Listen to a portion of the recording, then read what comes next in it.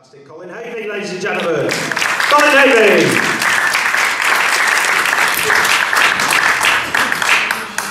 Sorry. Hello! Excuse the pun, you've seen me before, I'm doing some brand new stuff, is that okay? Yeah, pretty nice crowd, aren't you? Some of it's filmed though, love, so you might want to shut your ears, but you're not listening, so it's fine. Alright. So, if any of you have seen me before, I know you've seen me, Captain Mandarin over there, you, namaste lady. Are you single? I'm not asking for myself, Captain Mandarin looks a bit Is he? That doesn't matter, he's a teacher, so ran the old bus today, he said. I could have said bastard, sorry please. So yeah, if you have seen me before, you'll know that I'm from just over the water in Runcorn. You all know Runcorn, don't you? Over in Widnes. If you know Runcorn, you'll also know that people from Runcorn are thick as shit. We all know that, right? You all know Widnes stinks, and Runcorn people are thick as shit. That's one thing we're going to learn tonight. We'll take. If you're not from Runcorn, you're going to take that back with you as a key learning point. Fucking hell. Anyway, right, so you know, people in Runcorn are thick as pig shit, right? So I love it, like, because obviously being a comedian, it's a great source of material, because I spend a lot of time in like cafes and bars, like by myself, because I've got no friends, but also for research, right? So I tune into what people are saying, hear some great stuff. Like I was in Wetherspoons recently, which admittedly is not a hive of intellectual conversation, right? But I had an absolute meltdown. I was stood at the bar, waiting to get served. There's this woman next to me with a menu, waiting to buy some food, right? The barman comes over to her, and she said, "Excuse me, love, what time do you stop doing your all-day breakfasts?" What the fucking hell, right? So the barman looked at me, he looked a bit confused, and he went, "Hang on a minute, I'll go and check." And he was the brains of the operation, you know? That's what we're dealing with. And I wish that wasn't true, that's so true. And they had a survey, this bit's not true, but it's funny anyway, right? They did a survey in the local paper to test the intelligence of the people in Runcorn, right?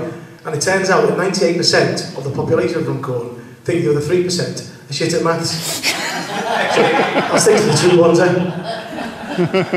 So, you might have noticed my glorious tan. I've just come back from 4 days in Benidorm, because I'm a fucking player, that's me, high roller, right?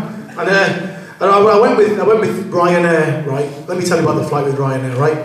Brilliant, absolutely brilliant it was. $39.99 to get to Benidorm, right? I didn't care what it was like, I couldn't give a shit for $39.99. People complain about these budget airlines, right? Love it, right?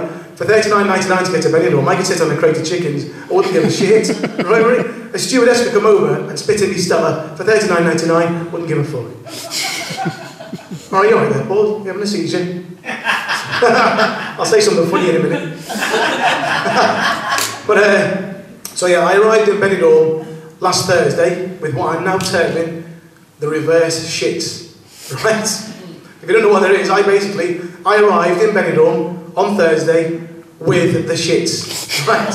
It's not supposed to happen that way, it goes the other way around, you don't take it with you, you bring it back. It was horrible, right? So I spent 48 hours locked in my room, terrified to leave the toilet, right? It was horrible, right? So the only thing I could do, I went to the chemist's and just stacked up on Imodium, right? On Thursday morning, I bought 24 tablets of Imodium, right? If you don't know, if you've ever taken Imodium on holiday, if you want to know when it kicks in, it's the day you get back, right?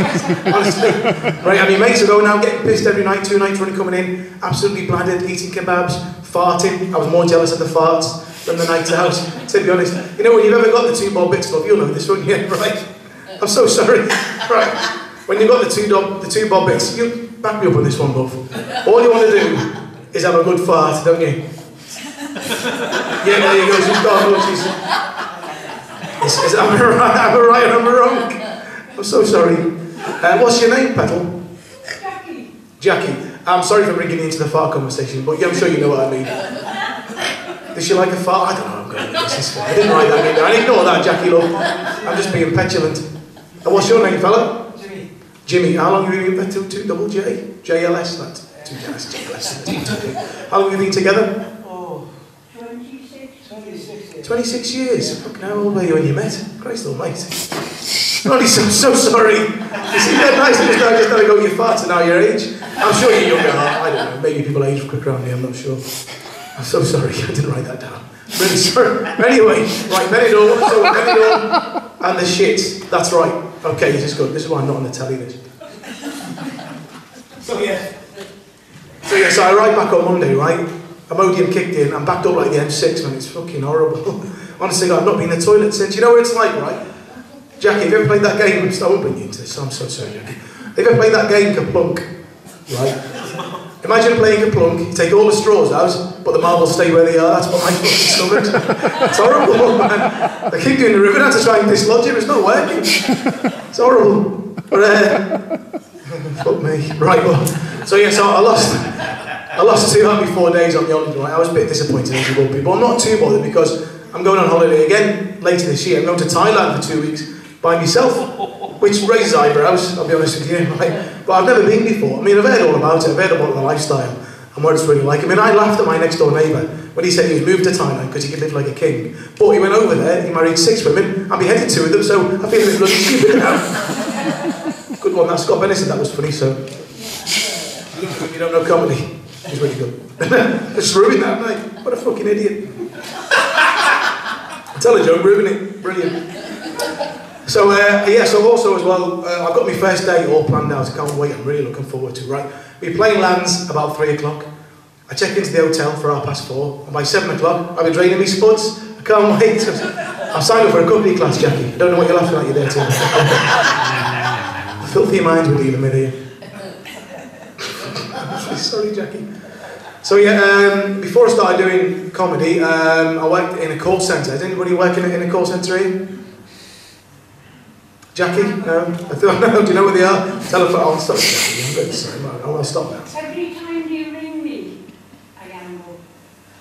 Do you? Well, every time you ring me, I have a wank. So sorry, Jackie. I really should have said that. But no, people rang in to speak to me. I'm not one of them knobheads who rings up while you're having your tea. I don't do that. I do work for Talk though, but I'm not one of them knobheads, honestly. But I worked there for a few years, right? And one of the first people I spoke to, I worked in customer services, then I worked in account management. One of the first people I spoke to, fresh out of training, came straight through. It was a Saturday morning, like only a skeleton staff. This fella comes straight through. He says, "Put me through to your chairman." I said, "I can't, like it's Saturday, he doesn't work Saturdays, plus he doesn't work in this building." He said, "Okay, give me his telephone number, I'll ring him myself." I said, "I can't do that." He said, "Listen, I don't wear any of this bullshit. I'm the customer's always right. Give me his number." I said, "Look mate, if I had his number, I'd give it to you, but I haven't got it, I've got no cause to ring him." He says, "So you're telling me, right, if your place was burning down, who would you ring?" I said, "The fire brigade." Obviously that isn't it. He said, "Oh, so you're telling me, if your building was being burned to the ground, you wouldn't ring your chairman?" I said, "Unless he's got a 200-mile hose pipe, it's not much fucking use to me." I didn't say the effing bit, right, which I did that for comic effect. But no one laughed, so it doesn't matter, does it? I might do that bit at the end of it, though, that's pretty funny, wasn't it? Self-deprecation.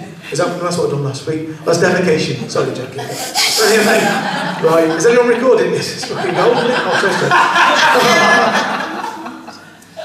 but the worst one, right?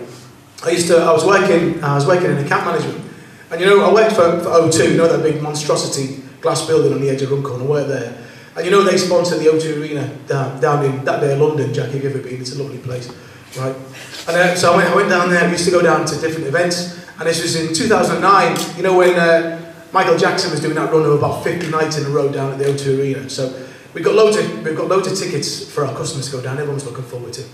I always remember it was a Thursday night when Michael Jackson died. Like, everyone was devastated. There's a few kids that were happy, but most people were devastated. It was pretty shocking. It's not bad there, isn't it? Topical though. So yeah, right. So it's a Thursday night. Logged into work Friday morning. Logged into my phone. Not kidding. 9:05.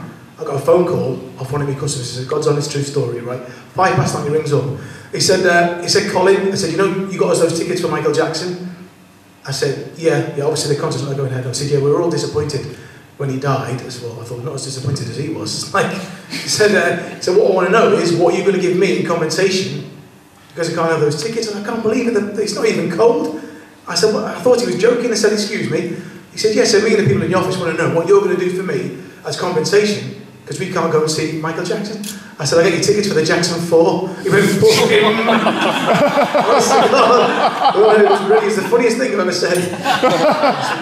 Record that. Write it down, Jack. I'll use that one again. It was pretty good. But yeah, I worked in this call centre for years, right? And this is the same in any environment. Like the worst thing about working in a call centre, or an office, or anywhere, or even in Jaguar Land Rover where people nick all the stuff, right? You know, back in the, how long have you worked there, pal? 7 years. 7 years, okay. You know, back in, you're quite old, well, you're same age as me. You're better fit, by the way. Right, well, anyway, back in the 80s, what people used to do from that, it was Ford garage there, used to nick the car bit by bit. Can you believe that? You can, obviously, so, fucking hell, right, okay, don't scrap that bit, Jed, it doesn't matter. But yes, well, the worst part about working in any office environment, or anywhere else, or wherever, it's not the managers, not the knobhead customers, it's not even the owners, it's the fucking team leaders, right? Where did they get them fucking idiots from? Have you got any team leaders in? No, no. Right, Jackie, you're not a team leader, I'd love to offend you. Right, they fucking knobheads, this what I used to like, this one particular team leader, right? She'd come bounding in every Monday morning, full of enthusiasm, where most people just want to kill somebody, don't they? 9 o'clock on a Monday morning, you just want to be left alone. You don't want anybody coming anywhere near you until you've come round and cheered up, which is normally about 5 o'clock. Right? But she'd come in like, morning, fuck off. Couldn't fucking stand her. Every day she'd come in, right? And she was the most positive person, which I fucking hated about her. Right, so she'd come in, and every Monday morning she'd come in with 2 big, massive Starbucks cups full of coffee.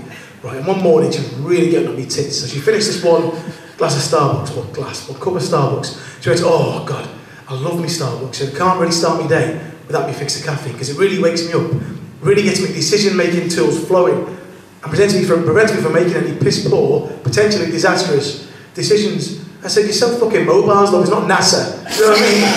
Fucking clown. I thought, I'm having this fucking boot. I was in no mood for her whatsoever. Right.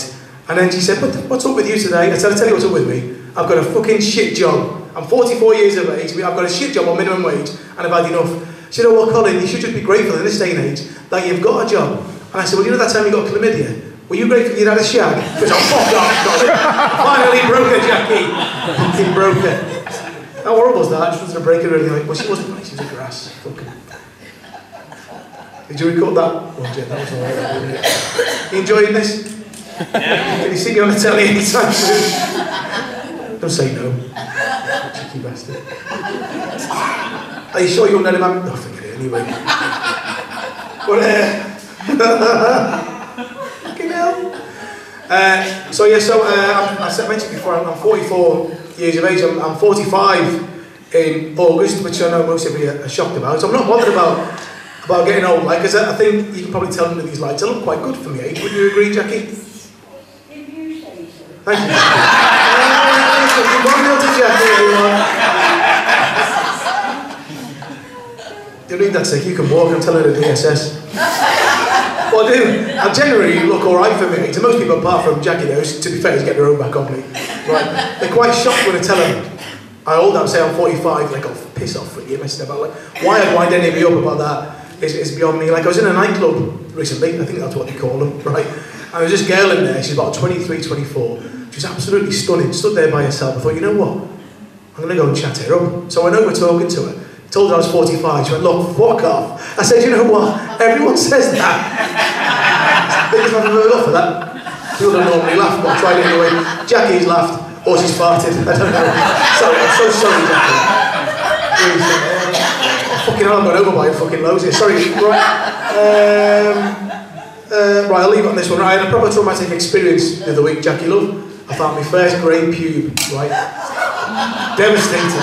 It's horrible, right, when it happens, right? I think it was, I was having a bath before I went to bed, so I think it was a Sunday, right? It must have been. I looked down, and bosh, there it was, a massive grey pube. I thought, Christ, not having this, right? So I plucked it out, which bloody hurts, doesn't it, Flower?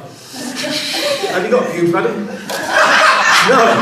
Fair enough. That's why he's smiling. I thought he was a bit simple, but he's not. He's really bad, isn't that, from round here as well? You fucking kill. Right. So anyway, we put the pubes out. It really hurts, right? So I thought, I'm not having this. So I plucked that one out. I looked down, saw another one. So I plucked that one out. And the more I kept plucking, the more I kept finding, I thought, something's not right here. Looked down properly. It was bloody talc. What an idiot. Anyway, I've gone over by a few minutes. I've upset everybody. Have a nice time. Enjoy the rest of the night. Thank you.